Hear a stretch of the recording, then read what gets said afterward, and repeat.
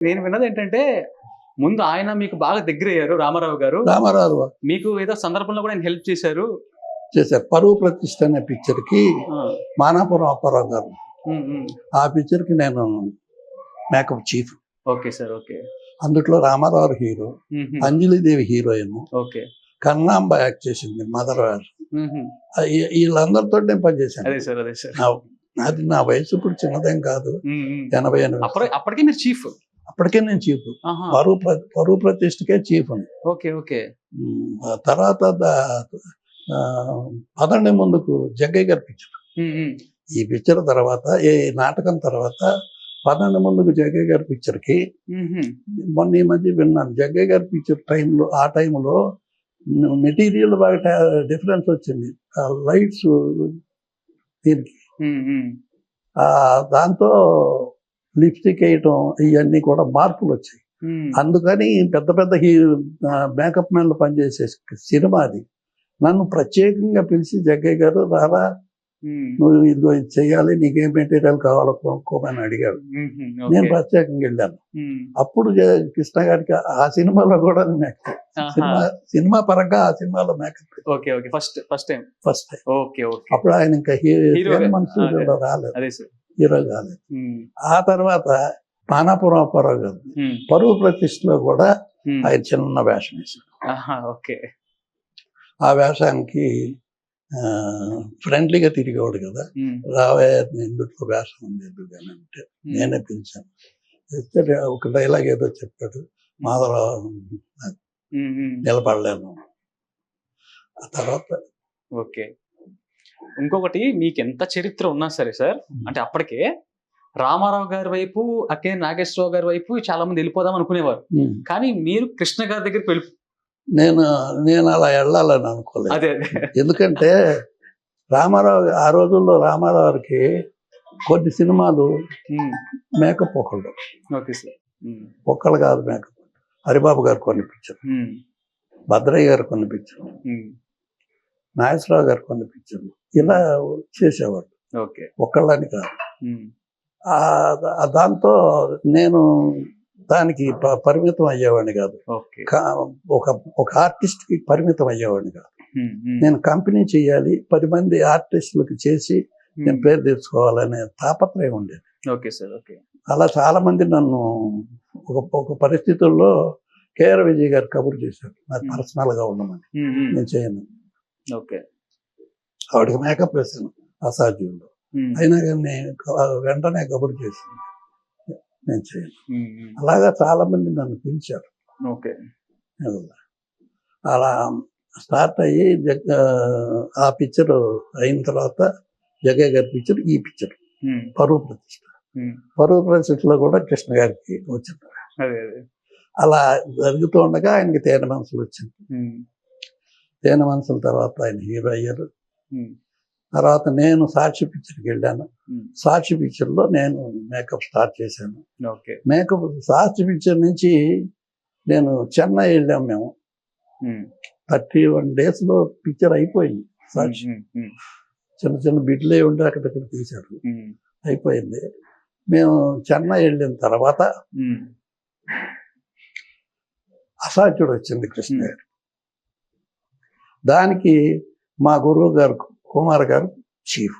ఆహా! Okay sir. Okay. Asadhyudu picture అంటే మేము పార్టీలో పనిచేసాం. కమ్యూనిస్ట్ పార్టీలో పనిచేసాం. ప్రజానాట్య మండలి అంటే అదే. అదే సార్. పార్టీకి అటాచ్‌మెంట్. హ్మ్.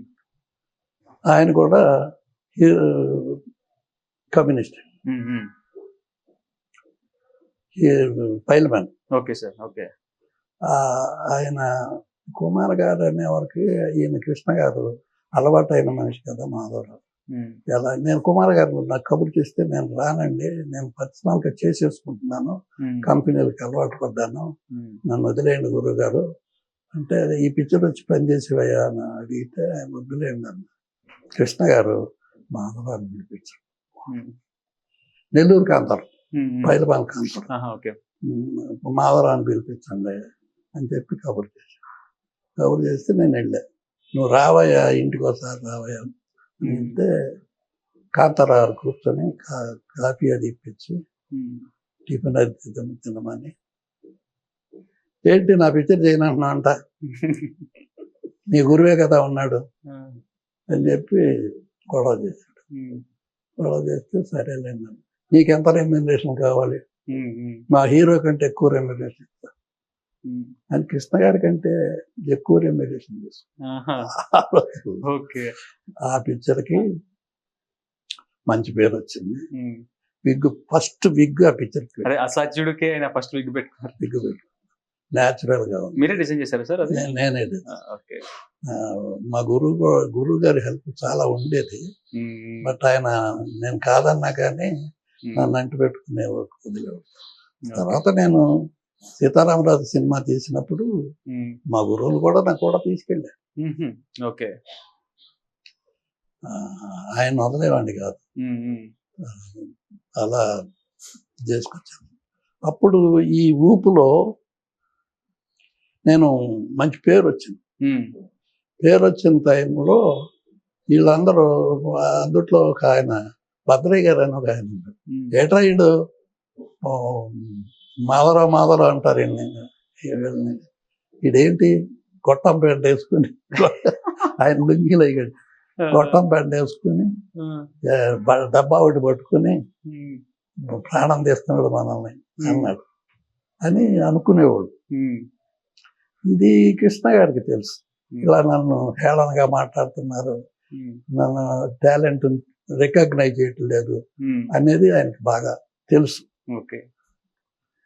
తెలిసి ఒకసారి మోసగాడు పిక్చర్ అయిపోయిన తర్వాత, అప్పుడు ఆ రోజుల్లో పిక్చర్లు అయిపోయిన తర్వాత టెక్నీషియన్స్కి ఒక షో చేసేవాడు. ఆర్టిస్టులకి పనిచేసిన ఆర్టిస్టులకు ఒక షో చేసేవాడు. అలా ఆర్టిస్టులకు 2-3 షోలు వేసి అందరి ఫ్యామిలీని చూడమనేవాడు. అది సాంప్రదాయం. అలాగా మోసగాడు నాకు మంచి గెటప్లు వేశాను కదా. కృష్ణ గారు అన్నాడు, మీ మేకప్ డిపార్ట్మెంట్కి అచ్చం ఎవరు లేదు, వాళ్ళ ఫ్యామిలీస్కి అయిపోయా షో వేసి నువ్వు అక్కడ ఉండు, సినిమా అయిపోయిన తర్వాత అక్కడ నిలబడు అన్నాడు. అంటే నేను ఏంటి రాయాలా అంటున్నాను. కాదు నువ్వు వేయి అని మేనేజర్ని పిలిచి ఒక షో మేకప్ డిపార్ట్మెంట్ అందరికి చెప్పి అప్పుడు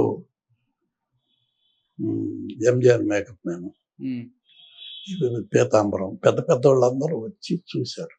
చూసి బయటకు వచ్చిన తర్వాత నన్ను కొంతమంది అప్రిషియేట్ చేశారు, పెద్దవాళ్ళు. ఎంజిఆర్ మేకప్ మ్యాన్ రామదాస్ గారు అని ఒక ఆయన, వాళ్ళకి నాలెడ్జ్ తక్కువ, చదువు కూడా లేదు. ఏమయ్యా ఎవరు ఆ గెటప్ చేశారు ఆయనకి అంటే హిందీలో అడిగాడు, అదే తమిళ్లో. అంటే నేనను నీయా పీతాంబరం అన్నాను. నిజమసులు నిజంగా చెప్పు నేనేనండి. ఈ భద్రయ్య గారు వచ్చేటప్పటికి నేను లేను. ఆయన నెక్స్ట్ డే ఎక్కడ వీడు అని ఎతికాడు, కనపడలేదు నేను. నెక్స్ట్ డే ఆయన అందరికీ పాండీ బజారు ఒక సెంటర్, ఆ సెంటర్లో నెక్స్ట్ డే మార్నింగ్ ఈవినింగ్ ఈ ఖాళీ అయిన వాళ్ళందరూ అక్కడికి వచ్చి కూర్చొని కబుర్లు చెప్పుకునేవాడు, కాఫీలు తాగి. అక్కడ నిలబడి ఉన్నాడు. నేను అక్కడికి వెళ్ళేవరకు నీకోసం ఎతికానయ్యా, ఇక్కడ కనపడలేదని గట్టిగా వాటేసుకుని ముద్దు పెట్టు, భలే చేసావయ్యా, నేనేమో అనుకున్నాను నీ తిట్టేవాడిని, నేను సాయంత్రం మా ఇంటికి భోజనానికి రావాలి తప్పకుండా అని చెప్పాడు. అలా భోజనం పెట్టి జగయ్య గారికి వాళ్ళందరికీ మేకప్ వేసేవాడు. అదే సార్, నిజానికి సీతారామరాజు ఆ సినిమా మేకప్ కానీ, మోసగాడు మేకప్ కానీ, నిజంగా ఆ టైంలో కూడా ఆ క్లారిటీ కూడా, స్కిన్ టోన్ కూడా సరిగ్గా చాలా ఏమంటారు, చాలా నీట్గా కనిపించేది అంతా. Please do subscribe to Telugu Rajyam channel. Please do subscribe to Telugu Rajyam channel. Please do subscribe to Telugu Rajyam channel. Hi అండి, నేను మీ ఆర్పీని, నెల్లూరు పెద్దారెడ్డి చేపల పులుసు ఓనర్ని. మీరు తెలుగు రాజ్యం అనే ఈ యూట్యూబ్ ఛానల్ సబ్స్క్రైబ్ చేసుకుని మంచి వీడియోలతో వస్తారు. Thank you so much. Hi people, I'm Sonakshi Verma and you please watch Telugu Rajyam and please subscribe to the channel.